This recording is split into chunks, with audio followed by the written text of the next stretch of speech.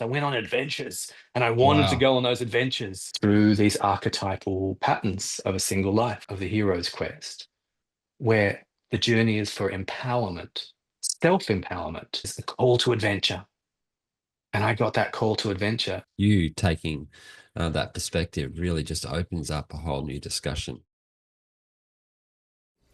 G'day and welcome to the Apropos Adventures Podcast. I'm your host, David Peace One Love. Today is the inaugural first release interview with creatives, influencers from any walk of life with the sole intention of having conscious conversations to bring value to your life. Today we have Dr Jimi Wollumbin, a man of incredible insight and wisdom. I love his lucidity and his erudite ability to express, and today he will be taking us on the journey going into archetypes. I'll let him explain. Please listen to Dr. Jimi Wollumbin and myself having a conscious conversation. This is Apropos Adventures Podcast. G'day everyone. Thank you so much for joining in today. I have the incredible pleasure of introducing you to, or if you haven't already met, Dr. Jimi Wollumbin. How are you today? Yeah, I'm pretty good. I'm pretty good, actually. It's great to be here speaking with you in another installation on my series around masculinity and male health and re-sanctifying the masculine. So having already done just recently a series on women, it's beautiful to have been reached out to me by you saying, let's do some archetypal bro talk. So Exactly. I yeah. know you were asking to get get yourself out there and have a larger audience. And I was having a bit of a Yes. joke about, you could talk to Joe Rogan or Stephen Bartlett. Otherwise, you could, talk to me, and I'd be just as Yes. happy to have such a powerful conversation with you. So let's do that today. Uh, Brilliant. yeah, I just wanted to say from the outset, I just absolutely love what I've been seeing you sharing on your social media. That incredible, lucid, creative, poetic. I don't know how you do it, whether you predetermine what you're going to say or whether it just flows and channels. I'd love to know that. When you share It's about a not that subject. predetermined, really. I think it's from soaking in this material for 25 years I've been in clinic for 25 years. And, before that I was already on the journey and reading and loving all of this stuff. And I think at some point the soul has dyed saffron, dyed in the colors of the imaginal, or dyed green, as one is exposed to the green tongue, nature's green tongue again and again. And then having soaked in that for so long, now there's a way of seeing and being that will hopefully come through in our conversations today that is just, spontaneous. Have no doubt about it. I love the consistency of how you show up, and you deserve a much larger audience. Not that it's necessarily about quantity; it's all about quality, as you know. But yeah, this is an opportunity in the synchronicity for people to be able to tap into what we share today. And yeah, speaking of that, the synchronicity. When we first discussed this, you suggested that we talk about the Tao of testosterone, Yes. and as time unfolded, it turns out that you had that conversation with Dr. Nick Sciali. Uh, Yes, that's and right. I had the opportunity to watch that, and and how perfect it was that you two, with a doctor basis, were able to have that incredible Yes. discussion that we can build on today. And Uh, that was all about re-sanctifying the male solar cycles, there's the hormonal cycles of testosterone, and seeing how, in the same way that women's cycles are sacred uh, and and rooted in archetypal patterns like those of the moon, then men's hormones are no less sacred or no less rooted in archetypal patterns. And then from there, I went on, did a really beautiful session with Nick at the Fatherhood Collective a couple of last week. And there was 11 men who were just on the precipice of becoming fathers and passing through a rite of passage as men. And I was called in to speak to them about that, and that was also really beautiful. But today, I think I'd really like to focus less on the medical and on testosterone and erections and all of that sort of stuff, and focus more upon psyche, more upon soul, more upon our journey as men as we tumble through this incredible dream from womb to tomb and maybe back again. And to speak about this, a men's journey, a man's journey, a male's journey, um, through these archetypal patterns of a single life. Sounds beautiful, mate. I've actually had some experience doing some intentional men's work, so that those the archetypical the psyche side of it, I'm somewhat familiar with, having done some Yes, practical work with the Mankind Project. Uh, right. There's a lot of goodness in there. There's so much goodness, and there's a lot of Jungian thought in the Mankind Project, a lot of Gestalt technologies.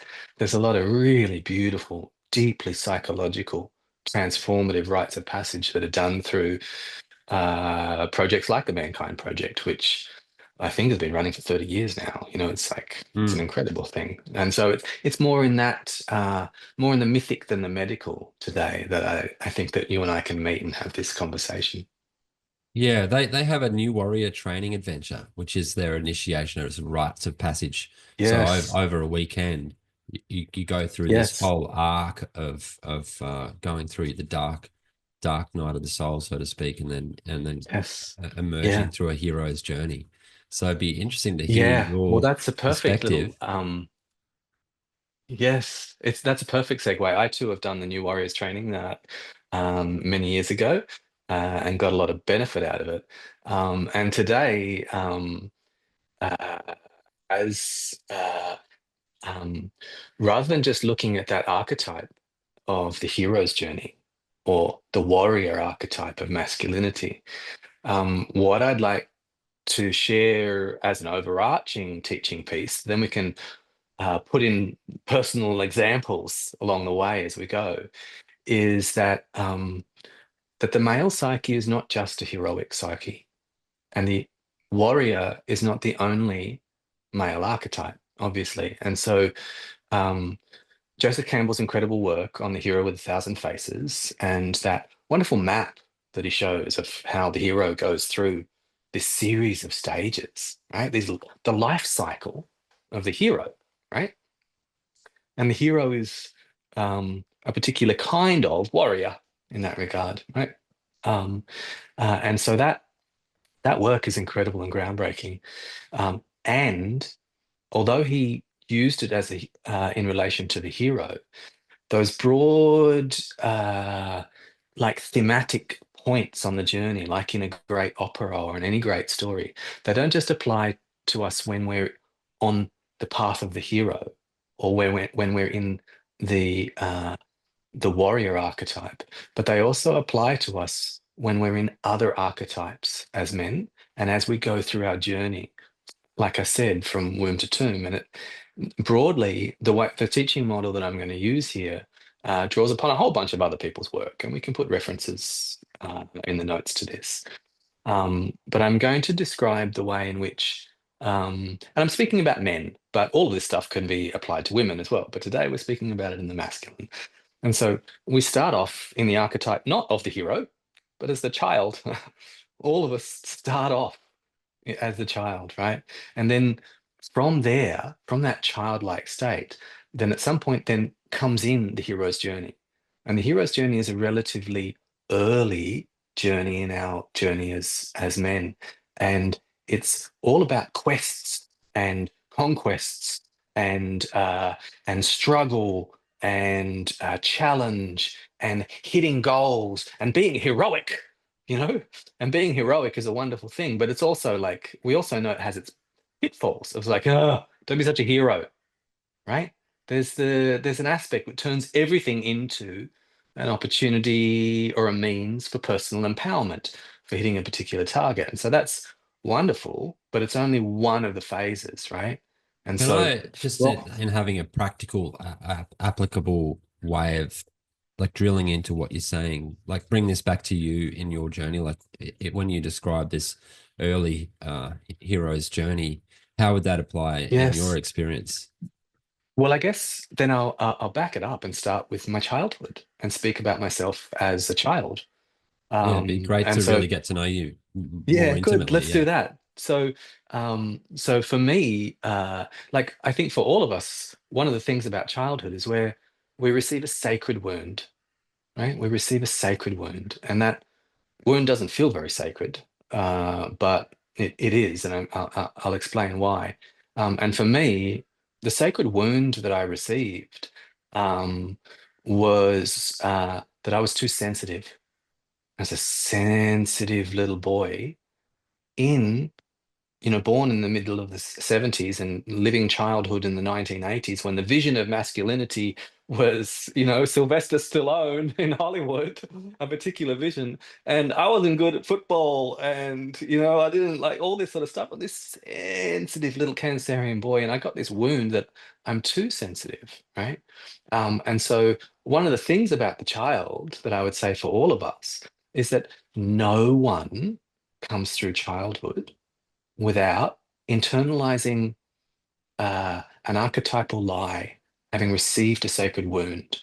And that wound could be, I'm not safe unless I'm exceptional, or when people come close, then they leave you. So leave them first. Or, a range of different ways that give us our emerging ego a coping strategy with the world, right?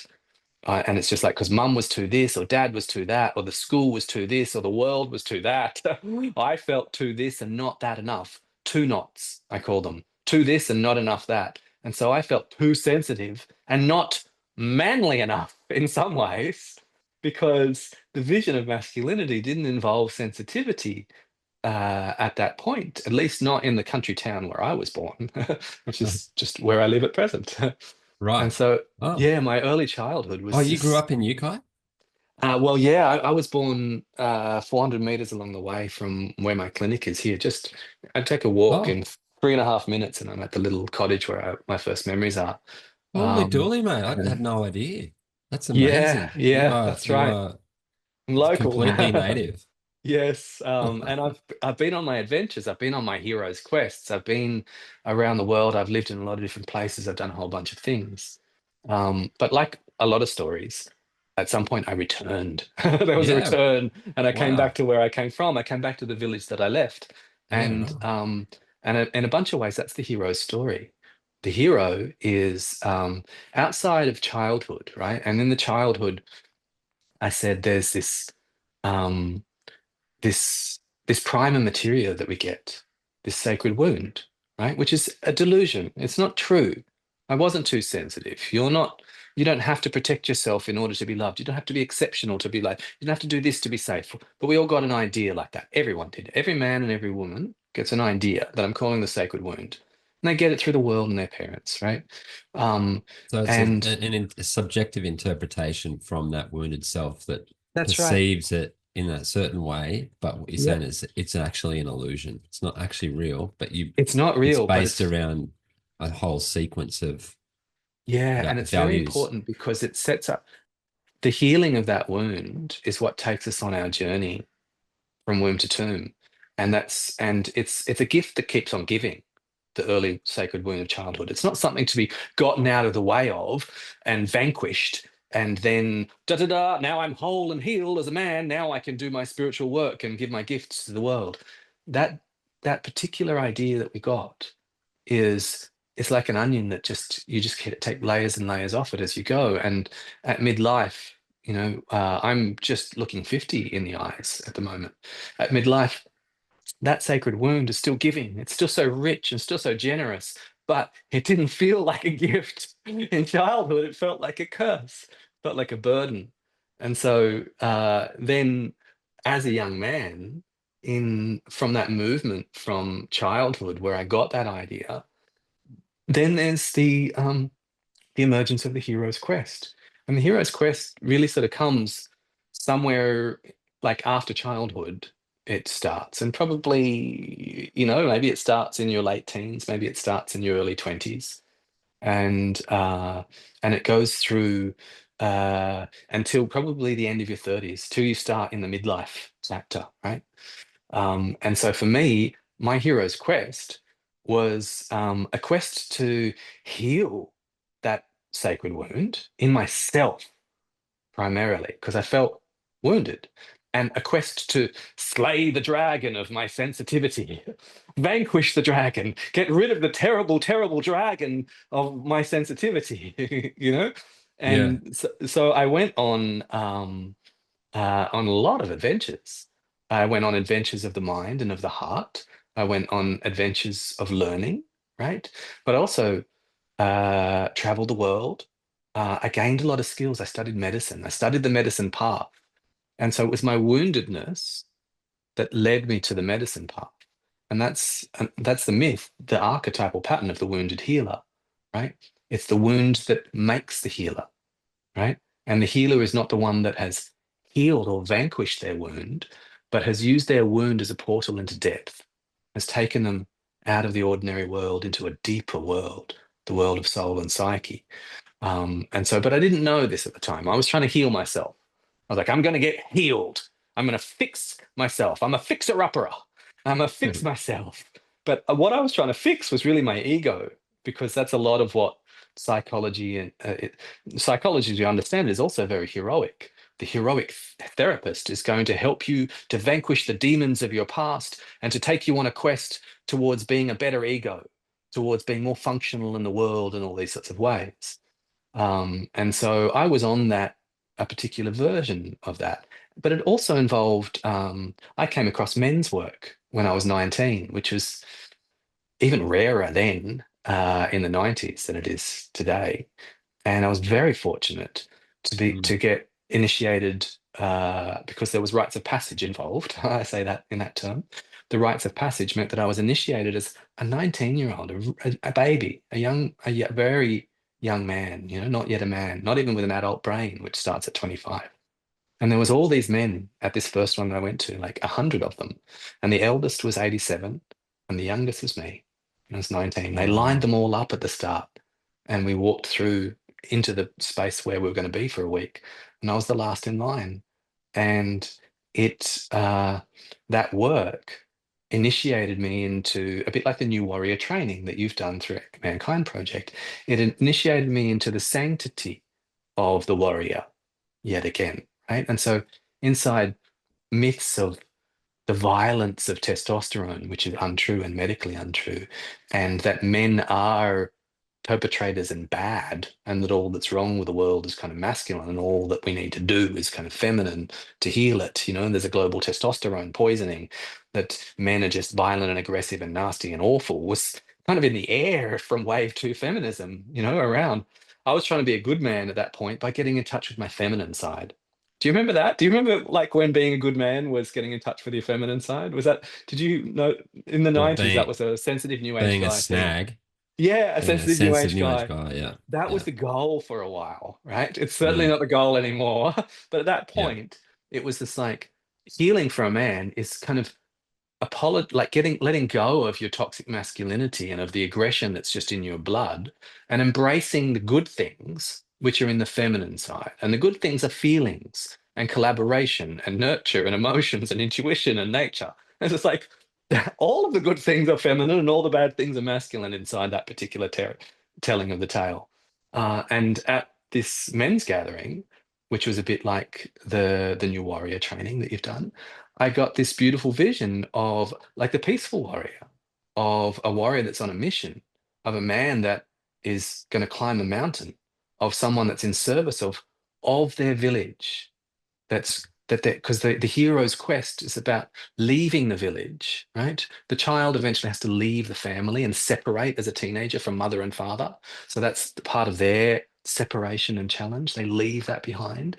And then the hero leaves the village, leaves the place, the larger social environment from where they're from. The story of second wave feminism was one of the leavings that I had, but also the leaving of reductive medicine and the leaving of materialism. I embraced my spirituality. There was as Joseph Campbell says, a call to adventure. And I got that call to adventure when I was 19. And I got in contact with suddenly spirituality and psychedelic herbs and entheogens and Deepak Chopra and the men's movement and, all of these things. There was this call to adventure to go and get the magic, right? Get the golden fleece, get the dragon's egg, get the magical pennies from the magical well. And So I had a call to adventure. you're leaving a certain status quo, different status Yeah, quos, that's right. Yeah, that's expanding right. into a new knowledge, like going out into a new frontier. That's right. Because each one of these cycles involves a birth and a death, right? Each one of them involves a particular call to step up in a particular way, right? At each chapter in our life, that changes as men.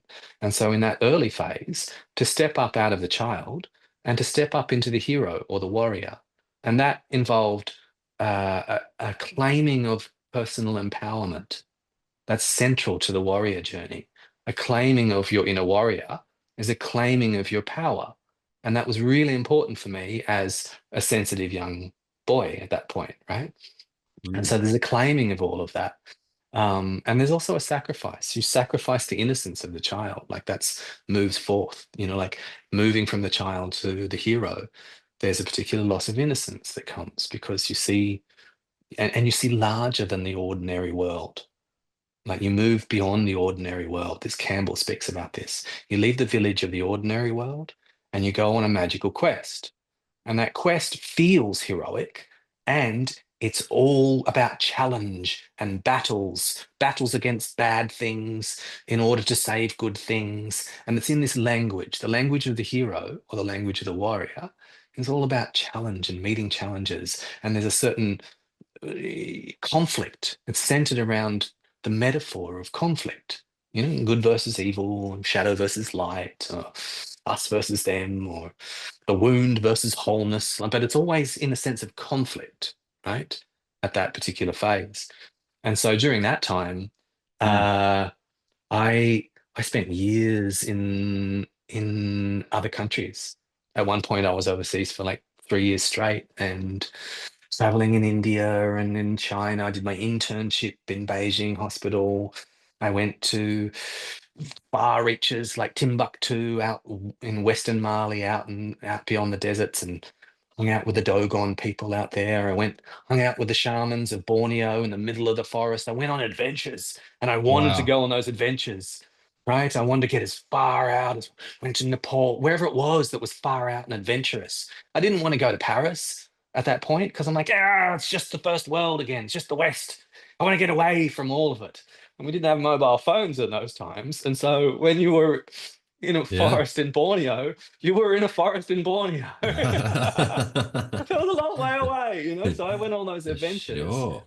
and I was on a quest for soulful learning and medicine. And I studied with the Tibetans and with the Ayurvedic hospitals and a range of those things. And that really, defined my 20s, right? And there's a formation, a healthy and necessary formation of the ego. And the ego is a dirty word at the moment, but everyone's got one, everyone needs one. It's your interface with the outside world, it's your persona. So the formation of a healthy persona as a young man is necessary to, particularly as 20s, right? The formation of a healthy persona that works and is a warrior in service of the king or the queen or something larger, a hero that's on a noble quest of some description, right? But still sees it in somewhat childlike terms or immature terms of, and this is our whole culture at the moment, good guys and bad guys, victims and perpetrators, good and evil, the light and the dark, the whole and the broken, the sacred and the profane. It's all in these terms of opposition, according to the hero, right? And there's a conflict inside that.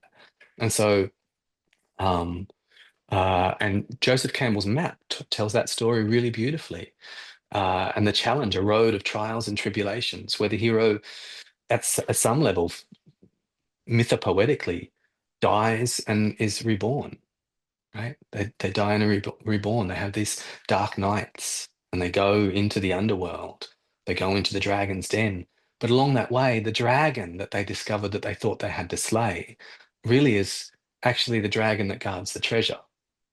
And that treasure, that's why Joseph Campbell says this beautiful statement like, the cave you fear to enter holds the treasure that you seek. And so the cave inside your own psyche and inside your own heart, inside my vulnerability or my sensitivity, the thing that I was trying to get away from, get me empowered so that I can not have to deal with how gooey and soft and sensitive and vulnerable I am. I want to be empowered. And so I was doing all of that, and there's a protective part of it.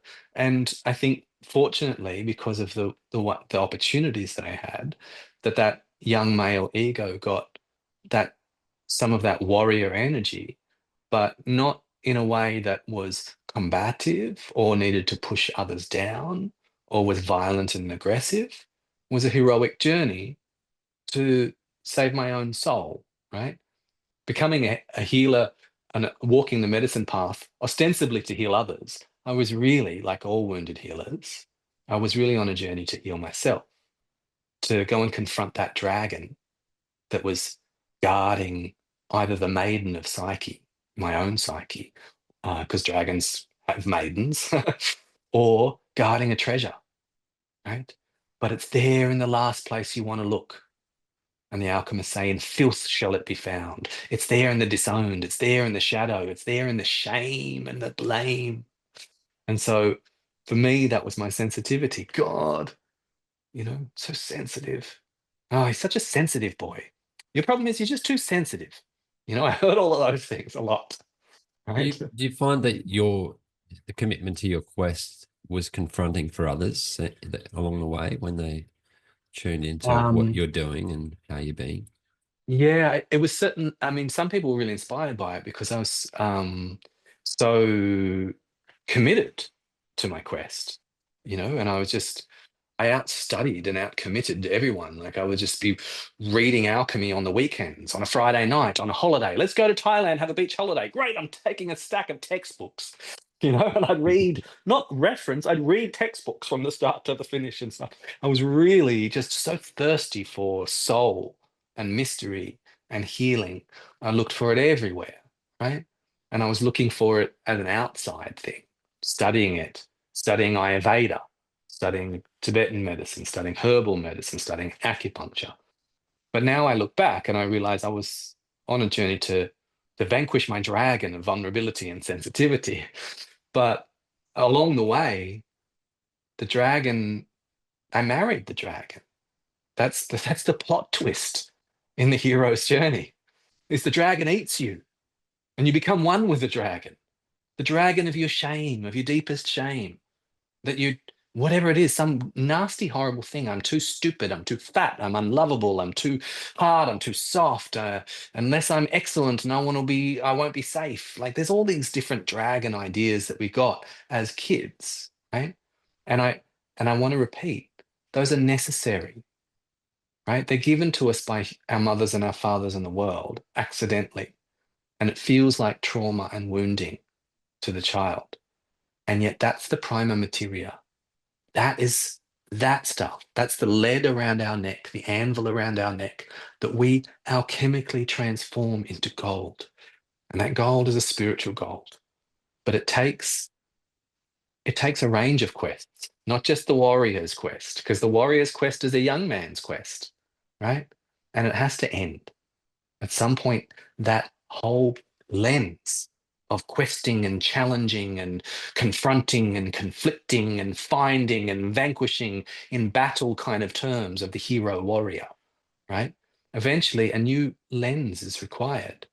And towards the end of the hero's quest, where the journey is for empowerment, self empowerment, to claim one's power, then at some point you start to move into the archetype of the lover. And the lover sees the quest and sees the life in very different terms than conflict and conquest and all of those sorts of things, right? It's about communion, it's about merging, it's about intimacy. You know, it's a kind of, that's a more of your follow your bliss. The lover is not just oh, a lover is someone that is with their boyfriend or girlfriend. You know, it's love. It's a follow your bliss, follow your love. And so my journey of medicine moved from, for me at that chapter, from a journey towards self-empowerment to claim my warrior. And at some point towards the end of my 20s, right at the end, around the beginning of my 30s, something like that, then I was moved by love of the material, by love of the medicine path, by love of the herbs, by love of the tradition. But I had to sacrifice. There's sacrifice in each one of these chapters. And so, I said that the sacrifice of the child is that primal unity, right? Of just that's what's hard, is that's the sacred wound, is the loss of primal unity where I am one with the universe. And that has to happen as you incarnate into individuation and your own soulful journey. But then the warrior sacrifices a degree of innocence for their self-empowerment, right? The claiming of that power. But then the lover has to sacrifice that power and that individual freedom and a certain amount of pride, right? So that they can marry love, their love, so that they can merge with, so that they can be entered by, so that they can blend, right? There's a very different archetypal structure or story to be in, the story of the lover, right? Which is different to the story of the warrior. And so that's either the third or the second of these big journeys. I said there's the child, we all start, then it goes the hero or warrior into the lover. And after the lover comes the king, and after the king comes the mage. And so these are the chapters of life on a soul's journey, on a man's journey. I'm putting them in masculine terms, as I said. So that third phase with the lover, is that when you embrace your enemy in whatever form that Yeah, I think is? that the enemy, like even the notion of enemy, is a warrior's notion. A warrior has an enemy, but a lover is not. It's not like an app or a lens that looks for and sees challenge and enemies. It it sees bliss. It sees love, and not certainly romantic love, and that's important. The journey for romantic love, a bit like the journey for the dragon or the journey for empowerment or my quest for external medicine, like through an earthly human, and for me that has been women. Through earthly women, I have been initiated into the archetype of the lover. And if you would be still in the consciousness of the warrior and trying to hit lovership as a target. I'm going to get there and I'm going to defeat my enemies and I'm going to hit the target of lovership and I'm going to win the maiden. It's just like women don't want to be won like drivers, or Like no with the one wants to pickup be won line? like a prize. Yeah, and so that's warrior consciousness. That's heroic consciousness that's going to defeat the enemies and win the girl, right?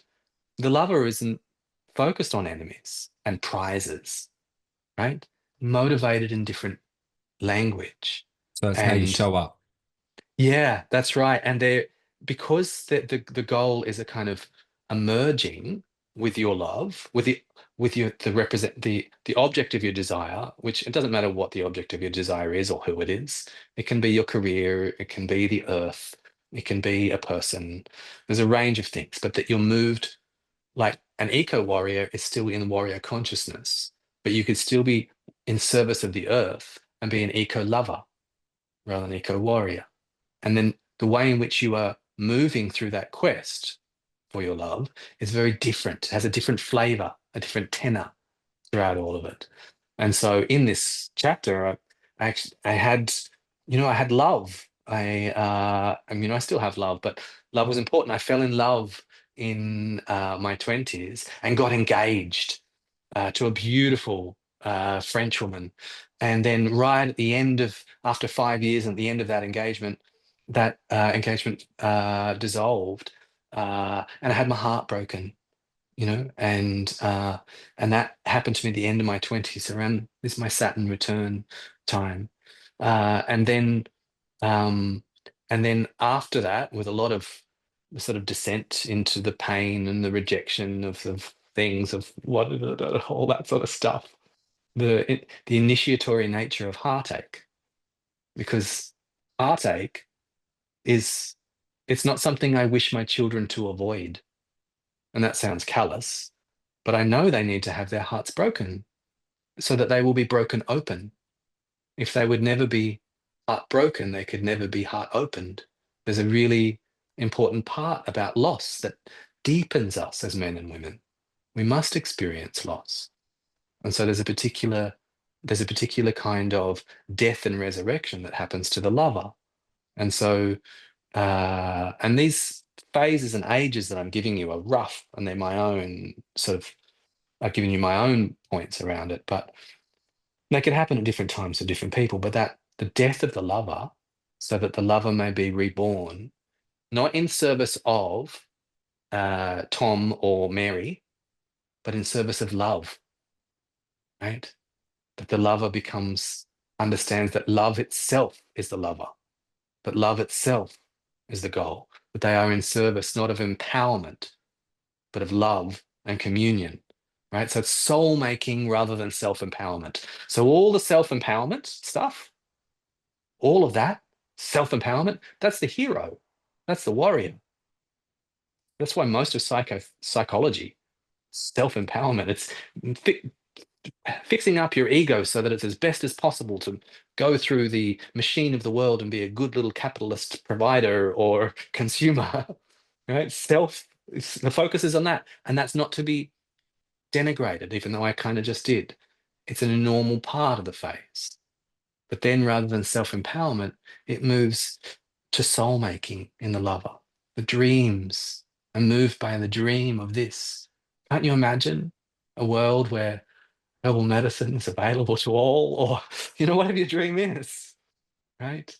And so I was moved by dreams during this time very deeply. And one of those dreams that I had when I got back from my travels was um, to be to share the medicine that I'd learnt in all of these incredible encounters with mentors, with wise men and wise women, which is a part of the hero's journey, meeting the mentor, the gifts that they give you, and the elixir of life that you return with.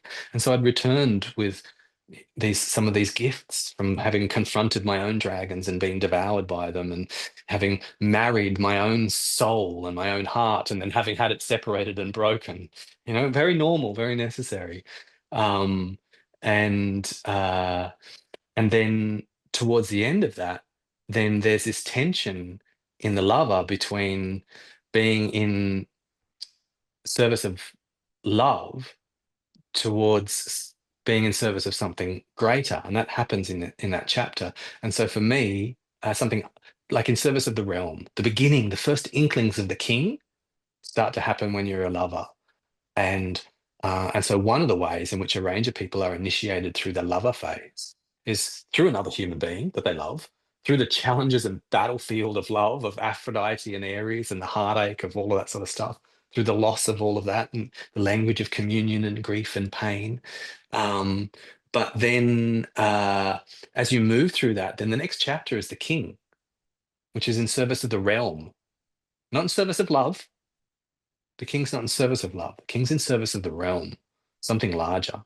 And so on that changeover, through that movement, the lover has to die to being just following their bliss, right?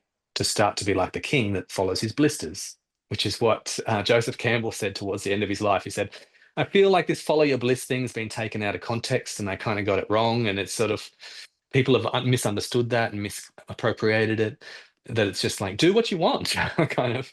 And it could just feed narcissism and egotism.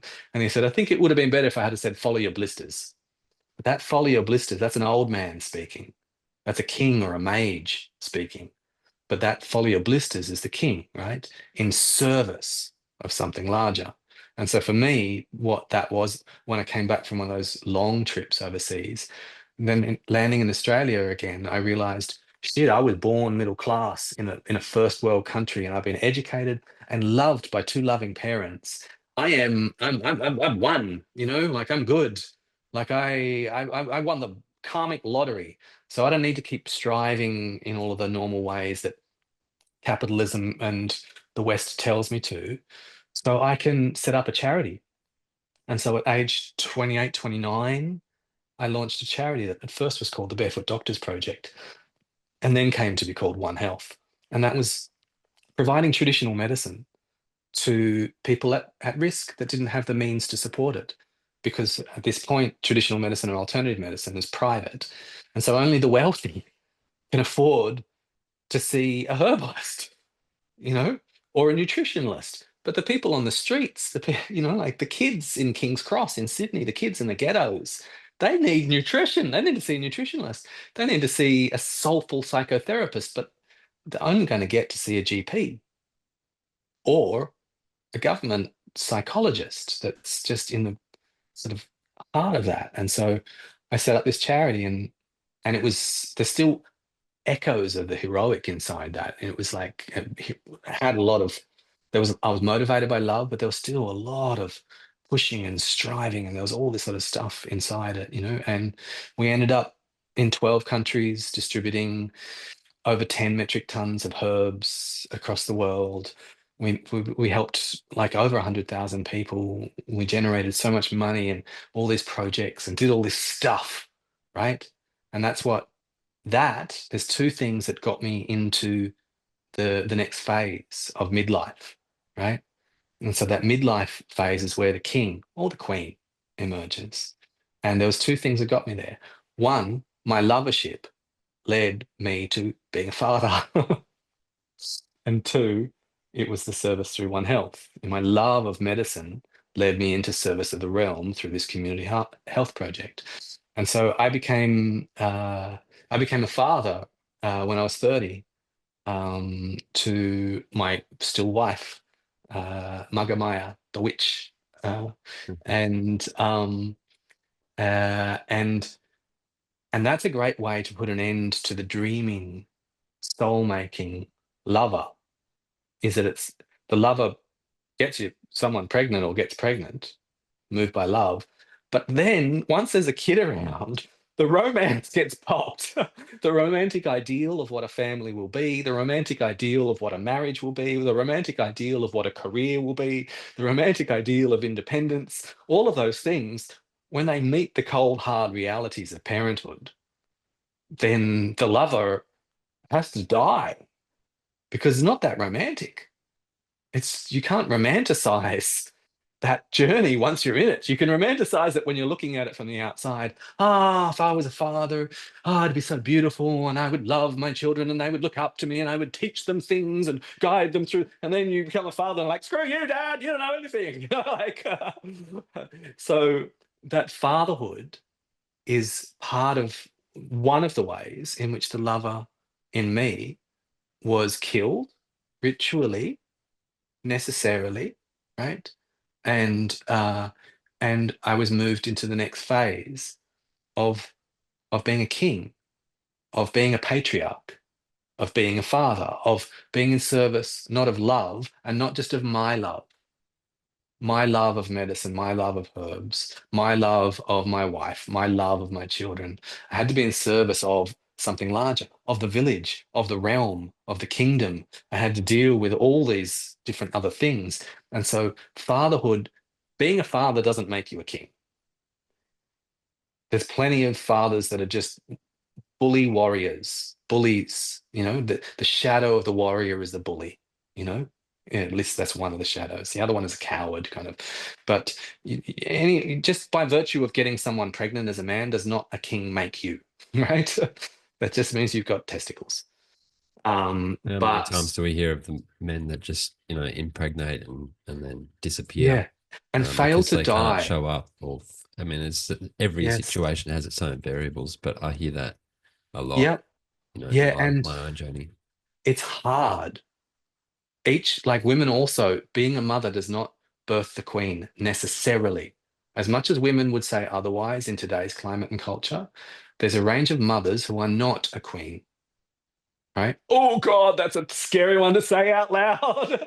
I mean this archetypally. I mean, they can be still very much possessed by Or maiden you're consciousness. saying that in the face of feminist attitudes that are, projected so strongly That's in our right. culture, which is weaponized and in complete oblivious to the fact that no, not in every case is Not in just every because case. That's it's right. just because she's a woman, she's perfect. Like, well, actually, no, Yeah. that type of No. Yeah.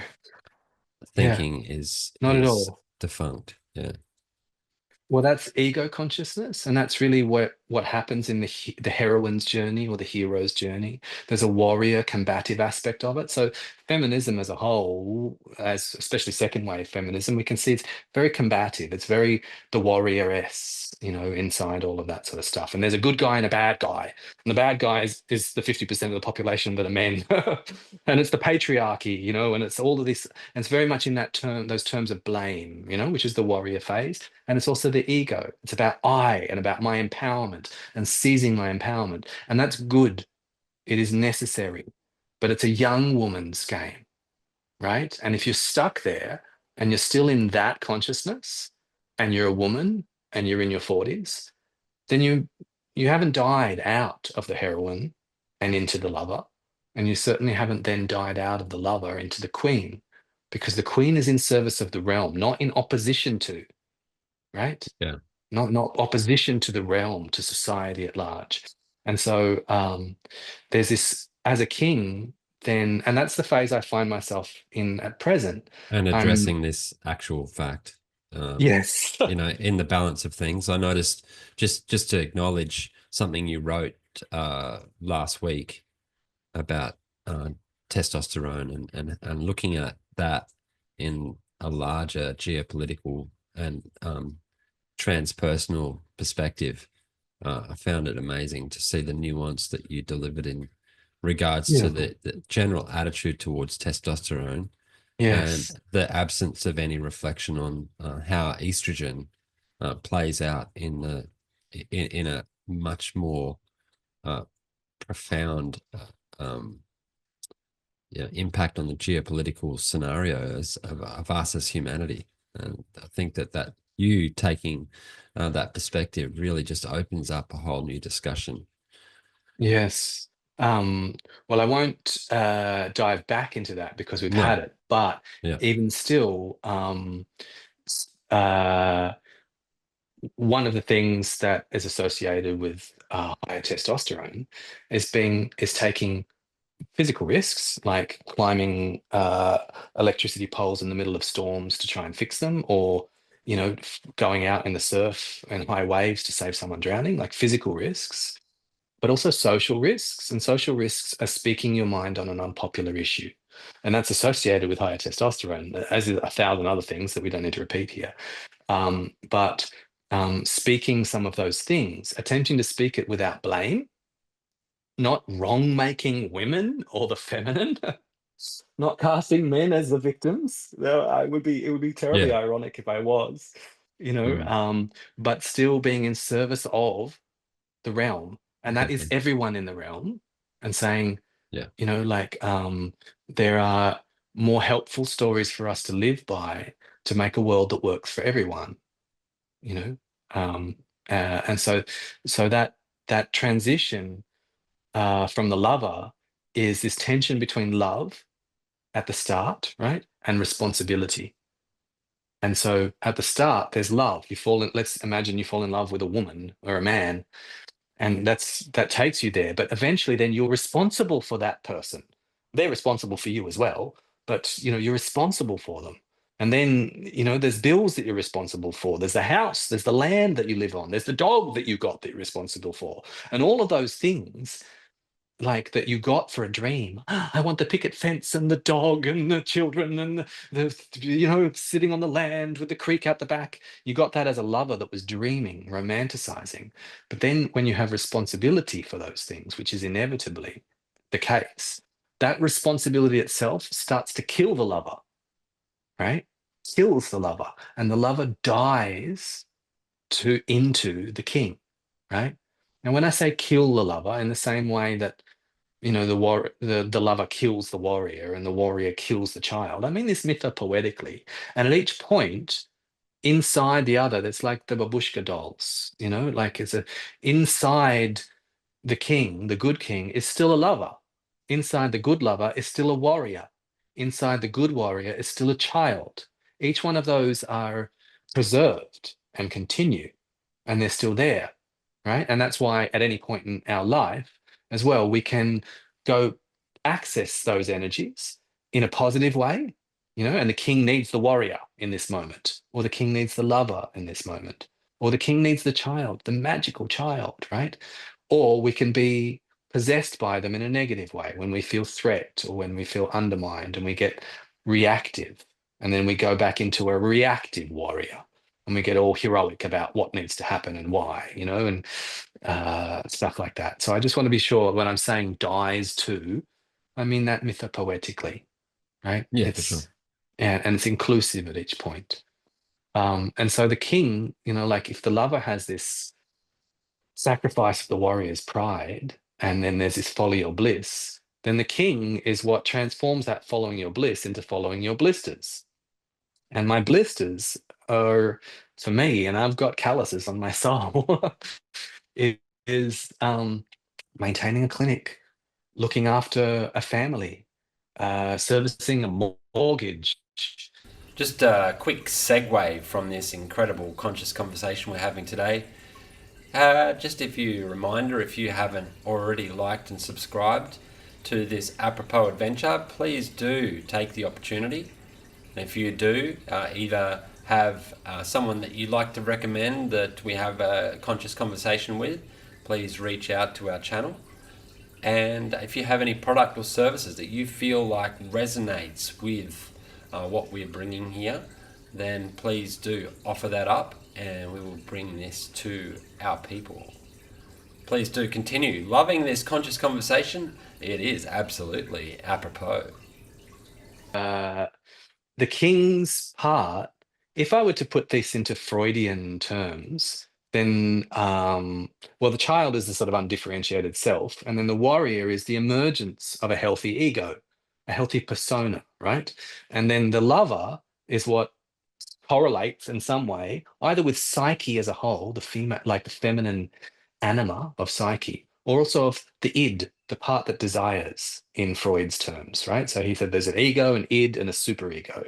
And the id is that which desires. And the ego is what mediates those desires to get them met. But then in addition to that, every child has all of these larger ideals that are poured in by society at large, and that forms an internal moral compass called the superego, according to Freud, right? So that's his tripartite model of the soul. And on the one hand, you've got the desires, I want a chocolate. On the other hand, you've got these values where the parent is like, too much chocolate will make you restless. And then the ego has to mediate those and say, hey, if I do all my chores and promise to go to bed really well, can I have a chocolate?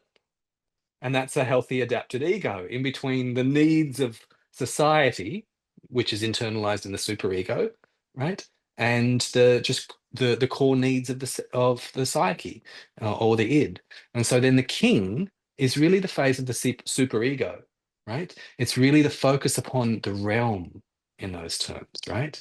And really forging that, whereas the child just gets parental values and societal values, of their era and of their culture, just poured into them, healthy or not. It could be like big boys don't cry. I had that poured into my superego in the 70s and 80s, And then at some point, then as a king, then you remodel those things of the superego and try to pass it on to the next generation in an upgraded and better version. It's just like, let's edit out big boys don't cry from our our moral compass and our societal values. That's not in service of the realm.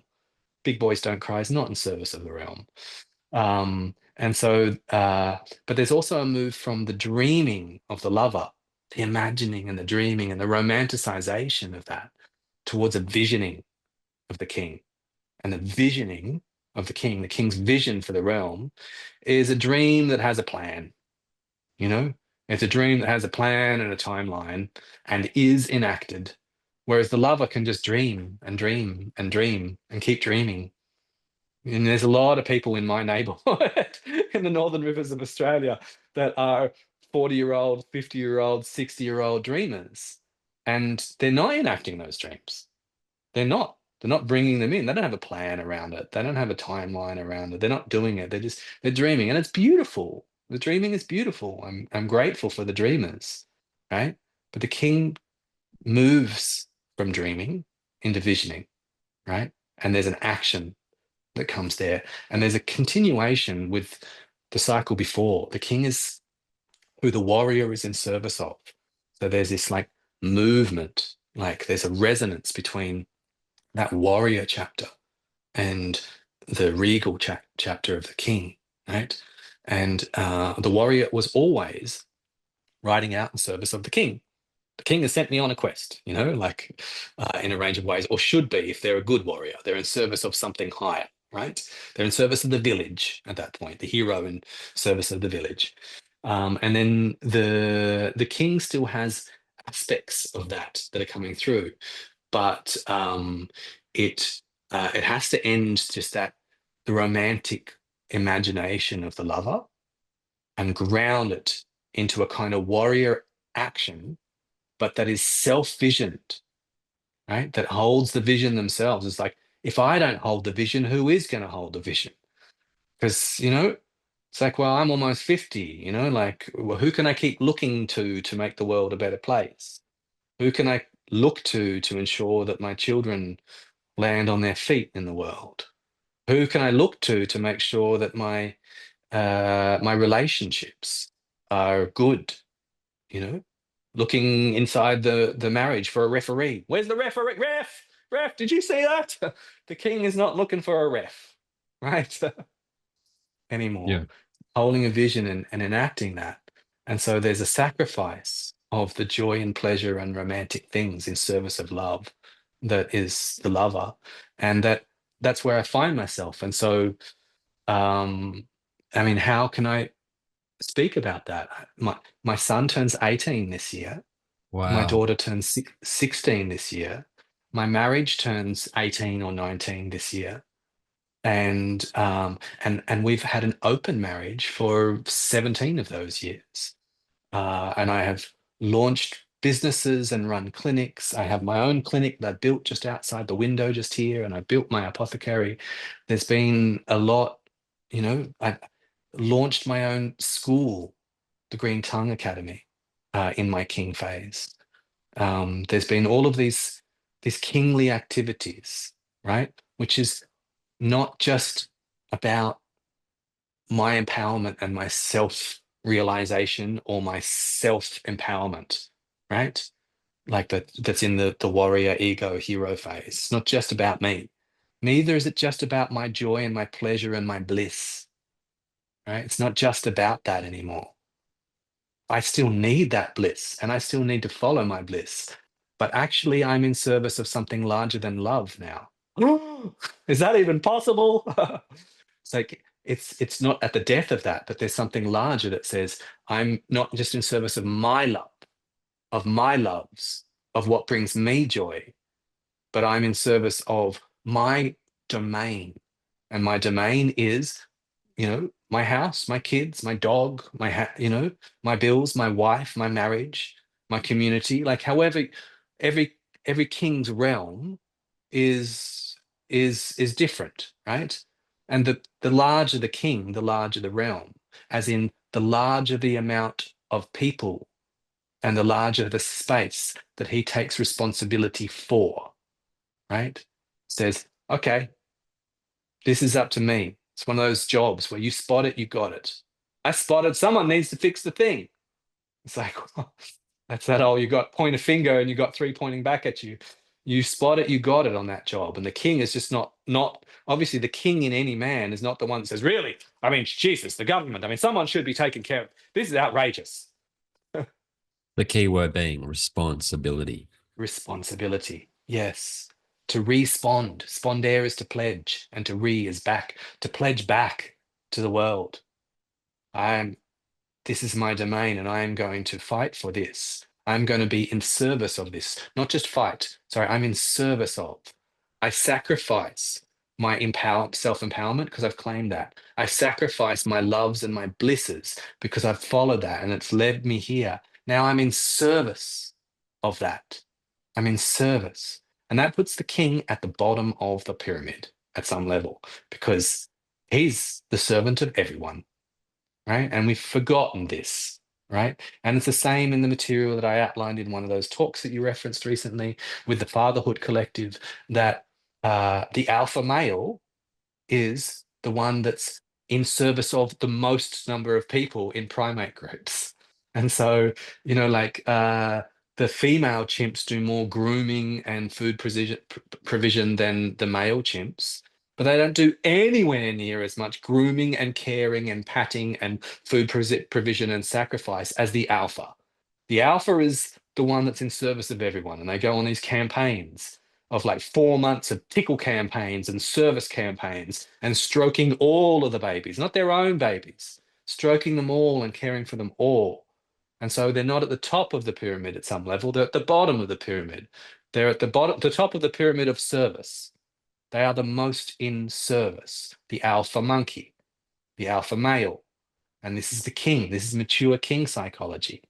It's not, I've taken power over, right? It's not power over. It's in service of. That reminds me, I had a poster I had on my wall as a kid.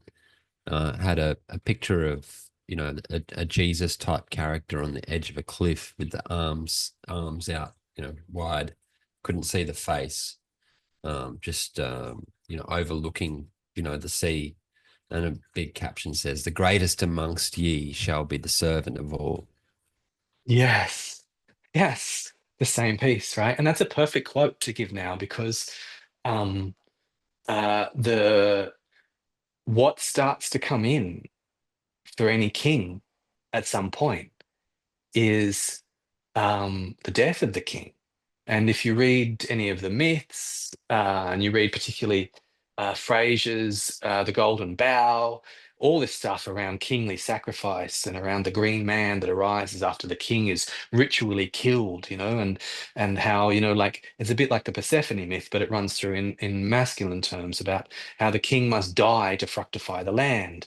And he's taken out and he's at times in a range of cultures ritually killed, right? Just how they got rid of, after 8 years, the king goes out and they cut his throat and he bleeds into the land and he ritually sacrifices, right?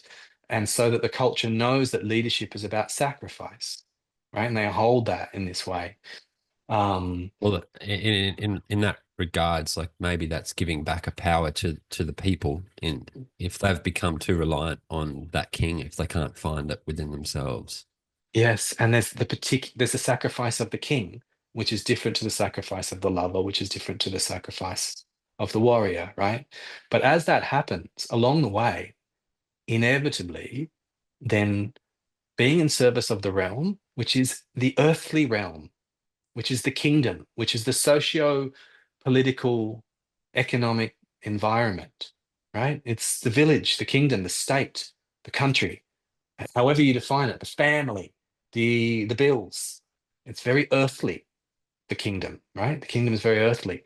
But along the way, the archetypal challenge that happens to the king is that at some point he realizes, or she, if we're talking about a queen, he realizes that the challenge that threatens to overthrow the kingdom is not one that is not an earthly challenge. It's not, can't be fixed with the king's armies. It can't be fixed with the king's treasury, right? It can't be fixed by just the king riding out to war again, because at some point the king realizes there's something larger than the earthly realm. And that thing that's larger than the earthly realm is the spiritual realm. And that there's an illness in the kingdom. There's a problem in the kingdom. There's a problem in the family. There's a problem in our culture, right? This is what we're wrestling with at the moment. The problem in our culture, we keep proposing that these earthly solutions, like if we just had a fairer economic system, if we just had a better and fairer version of democracy, if we just had better solar power things, then we would solve the problem of modernity. And at some point, the king realizes, even if we solved those things and several other ones on the list, the problem isn't solved because The sickness of the realm is a spiritual sickness. It's a sickness of psyche. It's a sickness of something beyond the kingdom, from a transcendent realm. And this is where the king starts his process of dying towards becoming the mage, right? And the mage is not in service of the realm. I mean, primarily, right? The king inside the mage is in service of the realm, and the lover inside the king inside the mage is in service of love, and the warrior inside the lover, is in service. But the mage is in service of the mystery, and it's not secular power, it's not political power, it's spiritual power. And when I say spiritual, I have to say I find that quite a sullied word in today's culture, because it sounds new age, because the new age has been using it the most. And the new age is a bit of a cultural and spiritual wasteland to me. It's very superficial. It's populated by Peter Pans. It's full of rainbows and ideals and dreams. It's a very lover, romanticized vision of spirituality. It's interrupted from a deep tradition. So it doesn't have grit, around all of that sort of stuff. So when I say spiritual, I mean something that is archetypal. I mean something that is based upon principle. I mean something that is invisible, that an army can't go and attack. The problem isn't to send the armies towards the ontological tragedy at the heart of our epistemological crisis of late stage capitalism. It's like, where do you send the armies to rectify late stage capitalism? The king can't save the kingdom from late stage capitalism. Sorry, that was someone trying to call me. The king today, a good king, would see that they can't save our kingdom, our human culture, or our particular nation from itself with political, social, economic engagements alone. They see that what's wrong with our culture sits below those or above those. It sits in psyche. It sits in depth. It sits in the stars. It sits in the celestial. It sits in the cosmic. It sits in an invisible other realm that the king can't reach. And only Merlin can reach it, right? And then we get into the mage, right? Who is in service of celestial power, not earthly power, not the kingdom, right? And not in service of love. The mage is not in service of love. And the mage is not on a quest to vanquish a dragon, right? He's been through all of those. He's looking at the mystery. Something more in the realm of universal law. Yes, and it comes late. I'm not there. I'm not there. I'm almost 50. I've got another decade or so of being of a chance to be a good king, right? And I'm in that journey, and I won't be at that final act, that final scene of life, until sometime around 60-ish, give or take, whatever. There's these phases that we go through. And that's why eldership is so important, because the elders are not, although they will be guiding the kings, Merlin will guide the king in help with decisions about where the coffers are spent and stuff like that. Merlin's not saying you should put 20% more into the granaries and 30% less into public works. Merlin's not advising the king on that. Merlin is advising the king on spirit, on the depth, on the guidance, on the spiritual health, on the psychological health, on the archetypal health of the realm, and looking for the problems that only Merlin can see. The darkness that is moving across the land, right? The shadow that has fallen upon the kingdom, the curse that the evil witch has placed upon our culture, right? How do you undo the curse? Well, the king doesn't know how to undo a curse. The king knows how to get the armies forth, right? And distribute the funds. The mage is the only one that can see the problem, only one that can see it. It's invisible to everyone else. The effects are not invisible. They feel it. The effects are very visible. The effects of the curse on our culture, everyone sees it, right? But everyone sort of is more in a sort of adolescent thing of just complaining to the king. The government should fix this. If I was the king, I'd do this and I'd do that. They need to put less on the thing with the vaccination and more on the thing with the forest and but they've got all these stories about what they do and what they wouldn't do as dreamers or as ego warriors or eco warriors. They've got all of these things, right? But they're not perceiving at that point in the way in which an elder does, an indigenous elder, a wise woman, a crone, a wise man, a mage. Only through a life of initiation, of dying and being reborn and dying and being reborn again and again throughout those phases, throughout those tarot card like archetypal chapters of life. It takes the death of a child and the death of a warrior and the death of a lover and the death of a king to make an elder, to make a mage, right? And that's a lot of death. That's a lot of dying. That's a lot of changing the paradigm at each point to emerge at that point where you can finally see the unseen, mythopoetically, psychologically, soulfully, right? To see what the problem is and to be able to effectively intervene with those kind of invisible problems. What do we do? Because it does feel like our culture is kind of cursed at the moment in some ways. It's just like there's a blight upon the land. It's like the Arthurian cycles. It's like there's a curse on the land. The Fisher King. There's this. It's like what's going on? Something weird and strange. This is the Holy Grail stories are about this, right? And they're all about this. But the king can't solve it. That's why the knights have to go on a spiritual quest to find the Holy Grail.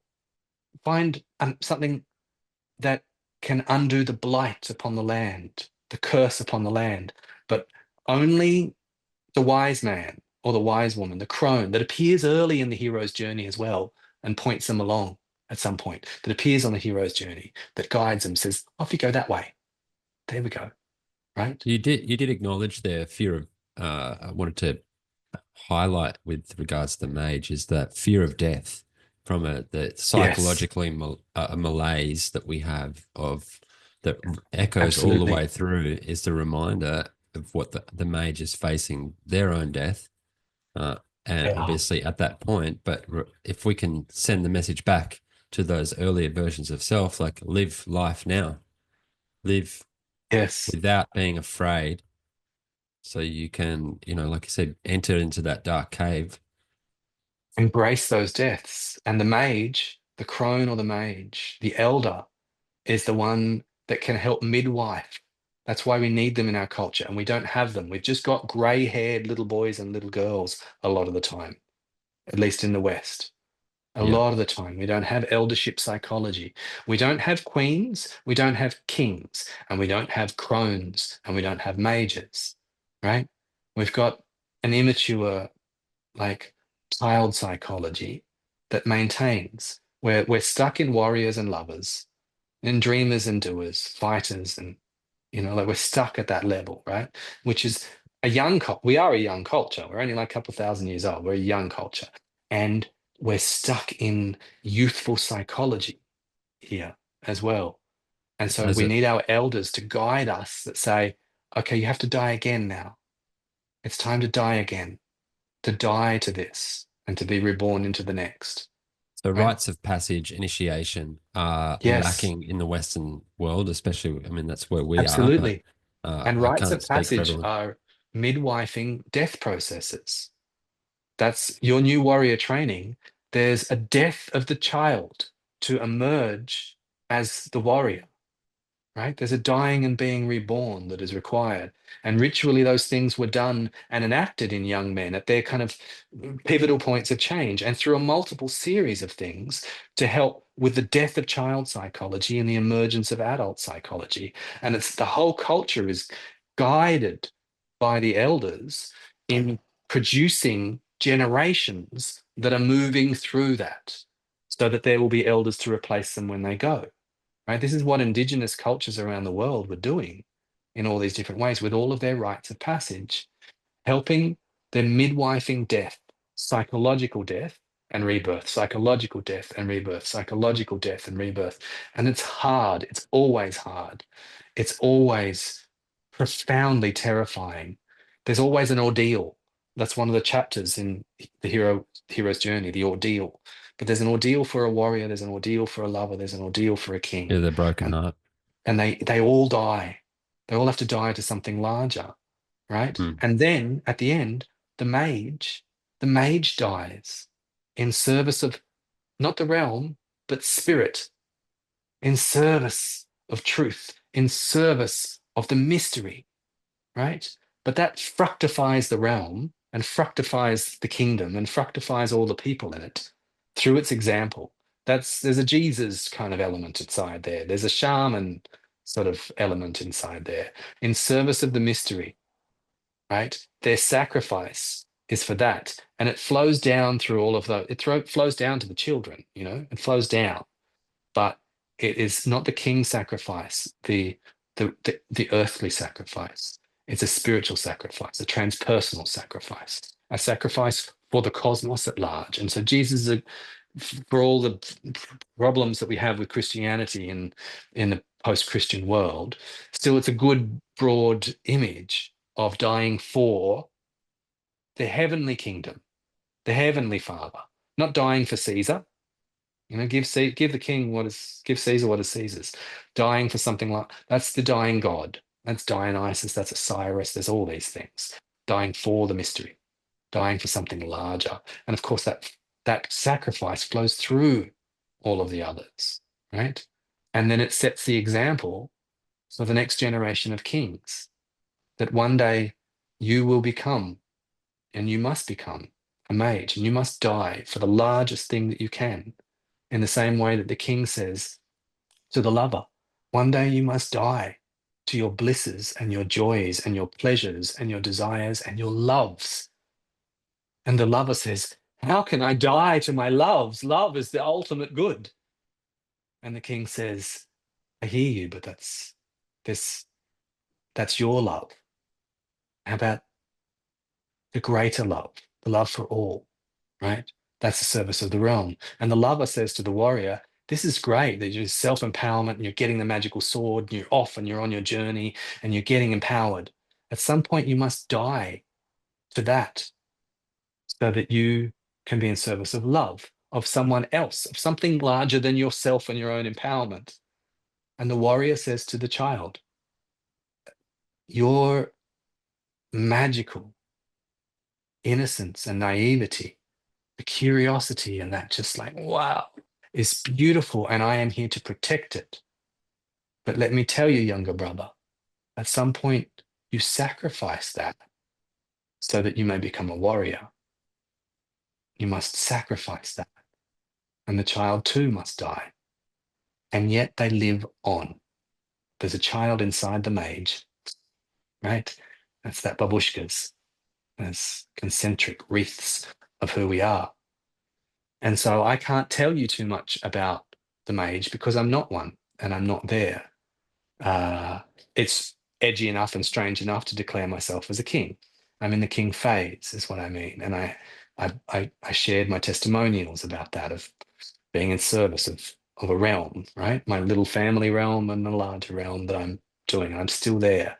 But I feel, as someone walking the medicine path, I feel the teachings of the mages. I feel in the teachings of Joseph Campbell, who was a mage. I feel the teachings of James Hillman. I feel the teachings of Carl Jung. I feel the teachings of these mages, right? And they are telling me at some point, this too will die, Jimmy.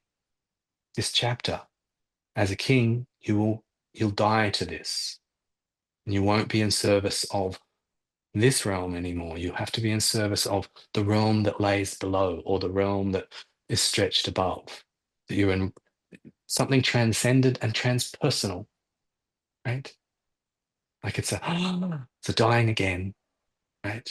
And And each of the themes are in there. There's a love, there's still a love in the Mage, but it's a love of the mystery, the love of God, if you like that language, the love of spirit. It's a love of the archetypal.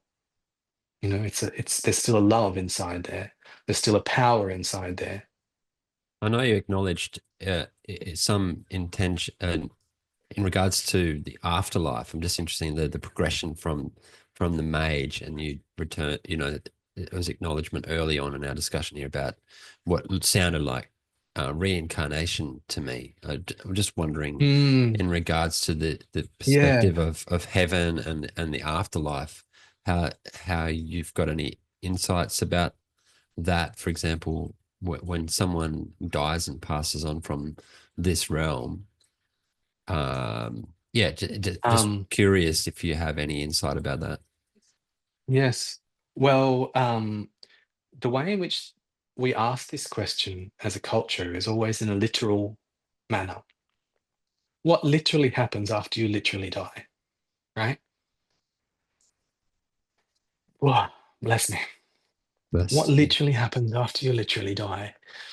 But the Mage in me that is being born, or the mages that have taught me, says that question, that how we ask it at present, is very childish in its literality, right? And so, um, the so I'm going to start off by answering it spiritually or answering it psychologically, rather than answering it metaphysically. And metaphysically, to answer it would be like, well, according to the Tibetans, after we die, we go into a series of bardos, and during those bardos, undigested psychic material is then experienced until we can exhaust the thing and we can go through the next. And that's a metaphysical answer, right? There's this like, this is what happens. It's just like, how do you get to the supermarket? You take a left and then you go there, and there's 4 streets and it's like this. And it's very literal, it's very concrete, it's very certain in these particular ways, rather than being a teaching aid and a story, a metaphor for what's happening. And so what I would like to say instead is that if I said that there are some correlations between heroic consciousness and the ego, and then lover consciousness and the id, the part that desires, and king consciousness and the superego, honor and morality and things like that, right? Then the child starts as the undifferentiated self. And on their first steps of individuation, to use Jungian language, to becoming themselves, to becoming the person that they always were in some way, the acorn becoming the oak tree. So they start off as an undifferentiated self. And then where we finish in the Mage is again some version of the self, some version of spirit, right? And when I say spirit, I mean that not soul, which is the personal part of us that came to love and lust and lose and laugh, that came to climb mountains and to shoot arrows and to hit targets and to have the whole tragic human opera of a lifetime. Traditionally, that's what soul does. It's the personal part of us, the part that exists after you die, if there's a part that exists after you die, that exists as you. That's soul. Spirit, however, is the part of you that is a spark off the great cosmic inferno. It's not personal. It's the witness. It's pure consciousness, right? And so there is a death and rebirth of the Mage, which happens a bit like what happens to the Jedis. They die, right? And they exist then in this poetic imagery of spirit. They are now a part of the transpersonal in that regard. And so the Mage's answer, I believe, is not concerned. The lover wants to know after I die, or the warrior. The warrior wants to know after I die, what happens to me and my ego? Will it continue? And the Tibetans give you a bit of an answer about that. And the lover says, what happens to my loved ones after they die? Will I get, will I get Daniela back or Maya back? Will they be there? But And the king maybe is asking what happens to the realm after I die. But the mage is saying it's not concerned with the soul, it's concerned with spirit. And he lives on. The crone lives on in the all, right? Is one with the force at that point. And so I, rather than putting it into speculative arenas of metaphysics, of which I don't know, I haven't had a near-death experience and I'm still alive, I'm going to give you a mythic answer, a non-literal answer that says, yeah, the mage too is reborn, reborn into the mystery, right? Reborn into eternity, is then dies into deathlessness at a transpersonal level, right? At a transpersonal. And that's like the heroes, they continue. You know, Shakespeare is alive in our culture today. Jesus is alive in our culture today. Plato is alive. They've become heroes. They've become myths themselves. They are transpersonal forces that continue to guide us, right? And so that's the answer of the mage, I believe. It says, yes, I will die, but I will be reborn in spirit as a part of the transpersonal conflagration of spirit in this universe. And the mage is less concerned over the warrior or the lover's concerns, over what happens to the part of me that's me, the ego, the psyche, the soulful part, the part that likes blueberry ice cream. What happens to that? And so I've answered it to the best of my capacities in the way that I believe, in the way in which the mage in me whispers. Yeah. Okay. So how would the child warrior lover king, that's Jimi Wollumbin today, Dr. Jimi Wollumbin, project that your realm that you're in service to will become ever more so a Mm. gift to people? Because I love to share some of Beautiful. what your offerings are. People love what your consciousness and wisdom, what you're sharing. I would love for people to be able to access more of what these gifts are that you're making available in the physical realm, Yes. etc. Okay. Thank you. It's a Can you beautiful speak to question. that, please? Yes, absolutely. And so, on the one hand, as a patriarch, and I say that word with pride, I'm a father Mm. and a patriarch, you know, a good king, a solar king, you know. As a patriarch, I'm not just uh, leaving a legacy for my two children, but I have a mentorship program, an apprentice lounge, and I'm trying to teach the next generation of practitioners, of uh, uh, practitioners, of people that walk the medicine path, not just psychologists or herbalists or nutritionalists or doctors, but people that walk the medicine path. And so part of my legacy that I am seeking to leave is these recorded conversations like we're having now, or the writings of my books. Um, and so that's a legacy that I'm very, very much focused upon. And in a way, legacy is one of the king's focus. It's like, after I'm gone, how will the realm be? Right? And you know, the warrior wants to make their name, wants to make a name for themselves. I will be remembered like Achilles for all of time, you know? That's the egoic kind of sense of that. And the king is like, I want to leave a legacy so the realm is good, so that the realm that my children inhabit is safe, so that peace continues in the realm, so that the mountain that I love just over there and this land that I love all around here, that it continues to thrive, right? And so in doing that, the medicine that I'm focused upon now, as someone that's walking the medicine path, and the legacy that I hope to leave that is, on the one hand, there's the practical stuff that people want to know, of like, which herb do I use for this condition? Like, you know, what's the difference between spilanthes and echinacea? Or there's 1,000 different things inside that. Teach me the basics of Ayurvedic urine analysis. You know, there's these little practical bits, and so I'm doing that.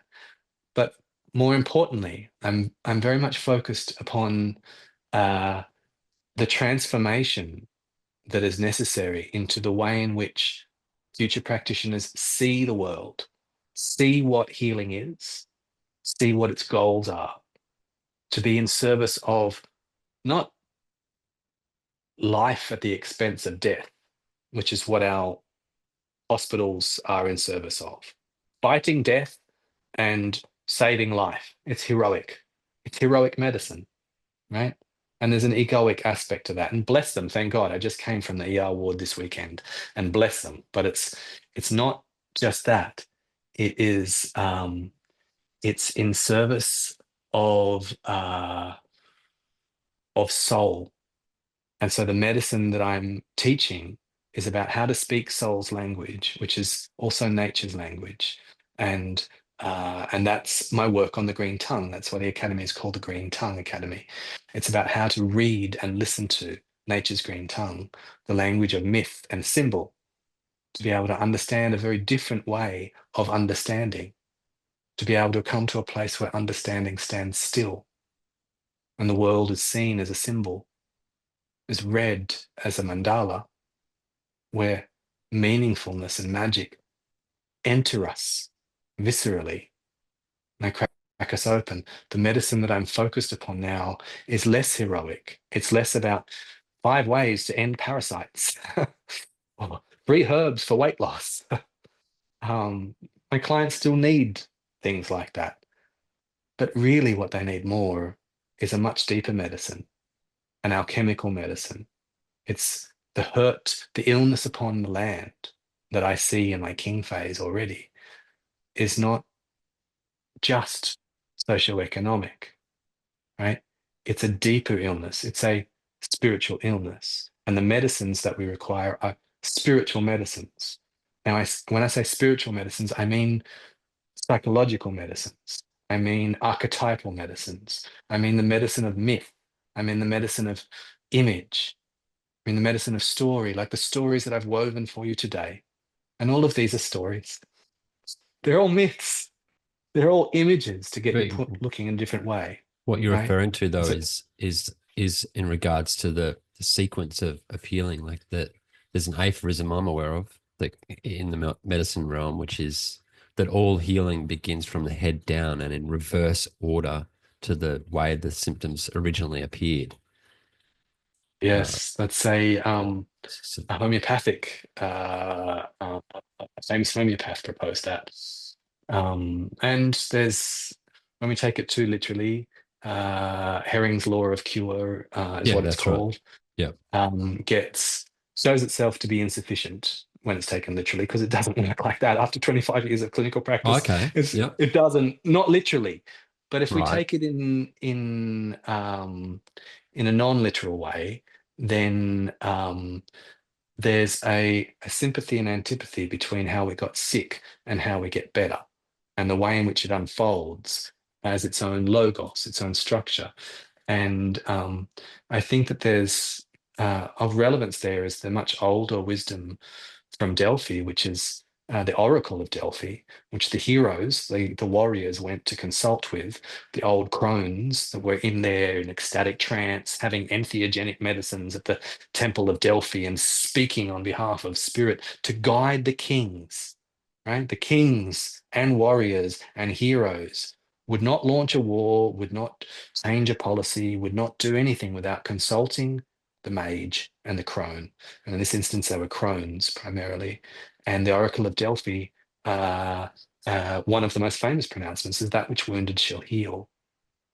And that sits at the heart of homeopathy, that which wounded shall heal, the hair of the dog. But it's much larger than if you're bitten by a dog with brown hair, get a bit of the hair of that dog and put it on the wound, which is only going to make the wound worse. It's literally not going to work.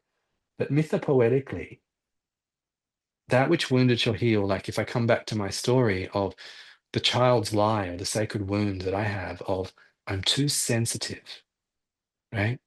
Mm-hmm. It's my sensitivity in the end, my sensitivity that is going to heal me. The thing that I wanted to disown, the thing that I wanted to heal, the thing that I wanted to vanquish, to patch it over so that I was not so sensitive anymore, not too sensitive anymore. Now I see that that sensitivity is the sensitivity that allows the music of the spheres to play me like a harpsichord, like to play me like a harp. From the sensitivity that enables me to hear the truths inside the lies of mythology, because none of the things in mythology are literally true. They never, myths are that which never was but always is, right? Never actually happened, but it tells you something deep and powerful. And so my sensitivity, which so hurt as a little boy in a country school in the 1980s in Australia, that sensitivity is what's enabling me to hear the angels singing now. And I hear them singing and I smell their perfumed corpse, right? I like it, it resounds inside me. And so that which wounded is healing, right? And so there's a piece which is a bit like the resonance of, it'll go in the other order from the top down, from the inside out, and around the other way, like in that was meant to be quite literal in a detox thing. I'm saying something broader here. And the serpent bites its tail. The mage comes back to the child, right? Yeah. And the child was the undifferentiated self, and the mage is, the individuated self. And the individuated self starts to lose its selfhood. I'm not there.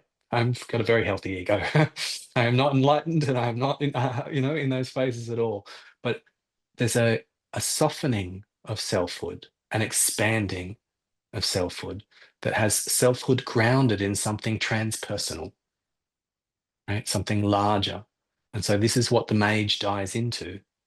And in dying into that, dying to their old self, dying to all those aspects of their old self, then the self with a capital S emerges. But the self with a capital S is spirit, right? At some level.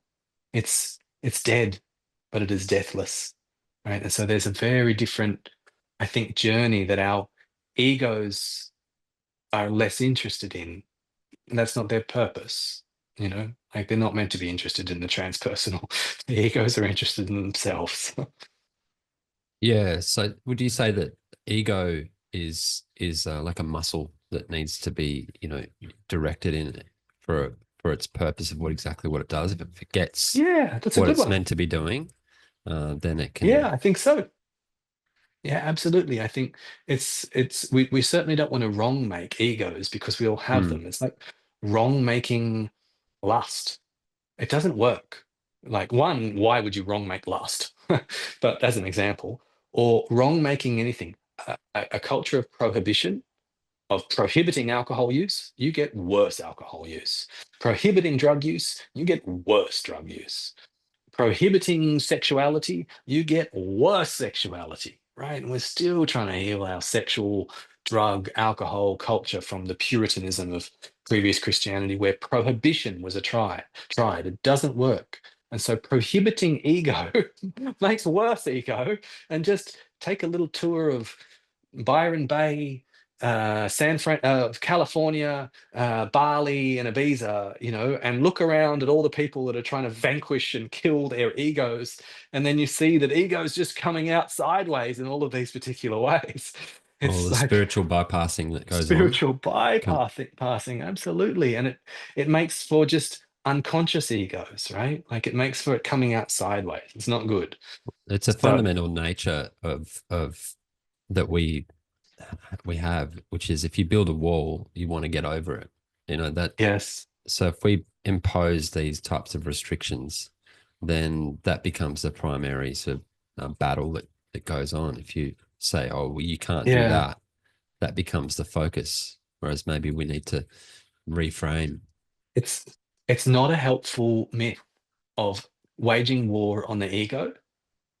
It's a warrior myth. It's a heroic myth, right? But it's waging war upon oneself, and it's the wrong story to tell. It doesn't get you where you want to go, and it doesn't get our culture where it wants to go. Waging war on the ego was not a helpful story. And that's the story of the New Age, because we've taken, in the gap of our own loss of our own spiritual traditions and soulful traditions, then we've tried to stuff in Oriental traditions inside there. And full respect to those Oriental traditions, because I've spent the majority of my life studying them in so many ways, right? And it took me a long time to turn to Western myths and Western medicine and Hippocratic medicine and the Western mysteries. Um, but just trying to graft in the sort of transpersonal war on the ego sort of stuff that I think perhaps works in Nepal and India and other countries where those myths are indigenous. It doesn't work for Westerners. And Jung said that very clearly, right? Doesn't work. We've got to go back and follow myths that are structured towards us, that came out of our culture, that can lead our psyche in that way. So, in the same way that if you listen to a Chinese classical orchestra, the chords and the notes are tuned towards a Chinese nervous system, and they're not our octaves, right? And they don't strike us in the same way, they don't resound with us in the same way that a good classical musical piece will, right? From the West, or even something on a Western scale. And so I'm saying soulfully and spiritually, we need myths that are on Western scales, on that are the notes that are tuned to our psyche, to our nervous system, so that they will effectively open us up, right? And the waging war on the ego, that's the Buddha's story, right? He was a hero in that regard, right? And it worked. And I assume that it works for Oriental psyches, right? For Asian psyches. For the West, I'm sharing a different story here about the death and the rebirth, and the death and the rebirth, and the death and the rebirth. And not a war on the ego, but like you said, it's a muscle, a warrior muscle, a heroic muscle. It's a part of us that's strong inside of us, that needs to be well harnessed, that needs to be guided by the king, that needs to be tempered by the lover, that needs to be initiated by the mage, that needs to be in service of protecting the divine child, right? It's a different story than wage war on your ego. Right? And that story, I believe, is there in different ways in our myths. And I think when we hear these stories, it creates more effective strategies for the initiatory process of whole making and soul making. Right. And so that's why I'm sharing this. I'm sharing this, one, as all of my work is now, in Western language to Western audiences. But today I'm sharing this particularly for men. I welcome all the women that will listen to this, right? So much of it they can translate and get a version of it that's for the feminine. But I'm speaking about this for men, right? And death, like another beautiful myth is that women's mysteries are around birth and that portal into the infinite, right? Of birthing, right? Men's mysteries in a range of ways are around the other portal, around death. And in this instance, this language that I've told you, that the child dies into the warrior and the warrior dies into the lover dies into the king, and the king dies into the mage, and the mage dies into the mystery. Using this language of dying to ourselves again and again and being reborn, I think this is a language that can help men to integrate those different parts, to integrate the power of the warrior inside them, the fire, the thunder that roils and roars in our balls, to be able to channel that, right? That's what I'm passionate about. And I'm hoping that today's beautiful conversation with you can assist with the unfolding for and land in the fertile soil of their psyches. Yeah, absolutely. I mean, there's any point we could stop this conversation. I feel like we could just talk for hours and just continue to riff and unpack this. Maybe we could That have a could be a chat good point, though. another time. Yes. To unpack this. Really love to hear what people's comments are on our discussion here, and certainly open Yes. to picking up any threads and unpacking them further with you. Yes. If that's I cool. should just give myself a little plug here for Yeah, anyone that wants please. to go deeper in this stuff, who comes across it in some other way, is that my focus now is on teaching. That's my kingly service to the realm. I love it, and a medicine of one to many rather than one to one, an initiatory sort of cycle after a long time. And so teaching is a deep passion for me, although I'm still in clinical practice. And so there's a range of ways in which men, I'm going to keep gendering this towards the masculine, that men can access more of this through me. And so this conversation is going to be a part of a series on men's health that I believe is going to be called The Unwounded Man, or the Unwounded Male, because I did a series for women called The Unwounded Womb. So this will live inside that. And that's where a whole bunch of other wonderful material, like the Tao of Testosterone that you spoke of before, like the work that I did with the Fatherhood Collective, and like some other lectures, are all going to live for men inside this one course. And that can be found on at the Green Tongue Academy. And the Green Tongue Academy is on Learn Worlds. If you don't know that platform, on Instagram, Dr. Jimi Wollumbin, or on Facebook, Dr. Jimi Wollumbin, or even through my website, drjimi.com, and that's DOCTORJIMI. Through all of those places there'll be links and messaging possibilities where my PA can guide them towards the bit that they want, or they can just follow the links and find that. And so for more work like this, then I encourage them to join my apprentice lounge through Patreon, or to have a look around at the different courses that I'm offering. Absolutely. Well, let's make sure we have all those links you just mentioned, like in the description with the video. And let's keep the discussion going. Brilliant. Thank you so much. It's been such a pleasure to speak with you. A beautiful, 100%. brave, open-hearted man, David. So 1,000 blessings on you. Thank you for calling this forth and making this happen. Thank you. Well, 100% back to you, mate. Yeah, absolute privilege. Yeah, it's an honor and privilege to know you, and keep doing your great work and being you. Thank you. Thanks for listening to this fantastic conversation today with Dr. Jimi Wollumbin. If you'd love to follow Jimmy, you can find him on the socials on Instagram. Incredible amount of, I just love his lucid input there. You can find him on Facebook. I'll share the link on the screen there for you. Now, look, if you are interested in any of his offerings, he's got an incredible range of herbal. Check this out. All these different kits for anything you need. If you want the knowledge around how all of this goes together, you can join the Green Tongue Academy. Learn from the master himself. He's got courses that you want to be part of here. You can enroll in. Check that out. And if you want to speak to the man himself, get the knowledge, have a consultation with him directly. Book him up. He's a busy man, I can tell you that for sure. Dr. Jimi Wollumbin. The links are up there on the screen now. Thanks so much for sticking it out here at Apropos. Your attention and presence is greatly valued.